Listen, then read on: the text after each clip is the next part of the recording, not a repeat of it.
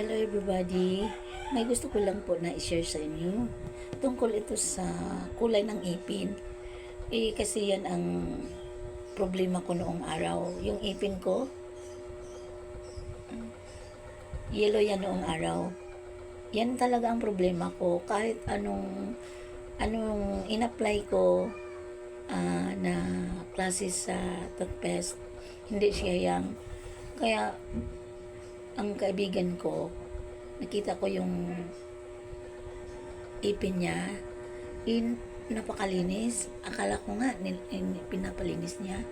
Tapos ngayon sa toothpaste lang pala yung ginamit niya ang nakapaganda sa ipin niya. Malinis talaga. Oo. Tapos ngayon ginaya ko siya. Opo, ginaya ko siya. Ginamit ko yung toothpaste na yan ang toothpaste niya. Tapos ngayon ito na ang ipin ko.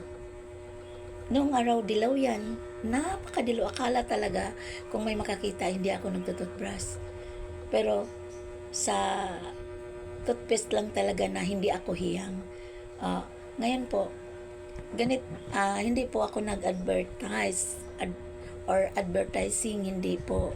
Gusto ko lang po makatulong sa iba na kung may problema mang ganun,